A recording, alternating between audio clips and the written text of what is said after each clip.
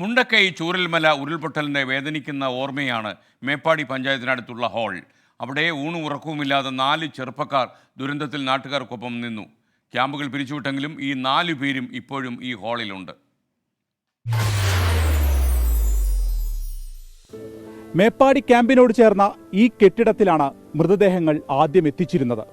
ബന്ധുക്കൾ തിരിച്ചറിഞ്ഞതും ഇവിടെ വെച്ചാണ്.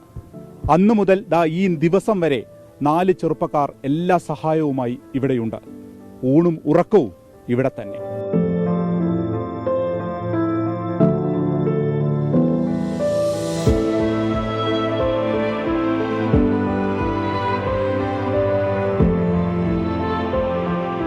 കണ്ട കാഴ്ചകളെല്ലാം 4 പേരുടെയും കണ്ണിലുണ്ട്.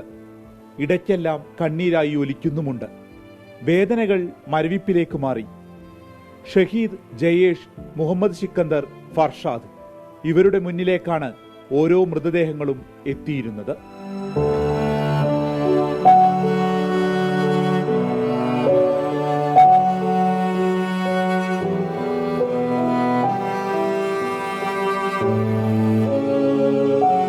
ഫസ്റ്റത്തെ ദിവസം മുതൽ ഞങ്ങളിവിടെ ഉണ്ട്. ഫസ്റ്റ് ബോഡി വന്നത് മുതൽ ഞങ്ങളിവിടെ ഉണ്ട്. പിന്നെ ഈ നേരം വരെ ഇപ്പോൾ എത്ര ദിവസമായി? 24-ാം തീയതി. ആദ്യത്തെ ഒരു 10-15 ദിവസം എല്ലാവരും വരും, അന്വേഷിക്കും, എല്ലാ കാര്യങ്ങളും പറഞ്ഞിട്ടുണ്ടായിരുന്നു. പക്ഷെ ഇപ്പോൾ ഇതിങ്ങനെ കഴിയുന്നതോടുകൂടി ഇപ്പോൾ ലാസ്റ്റ് 2 ഫ്രീസറുണ്ട്, അത് ഞങ്ങളിപ്പോൾ കയറ്റി വിട്ടു.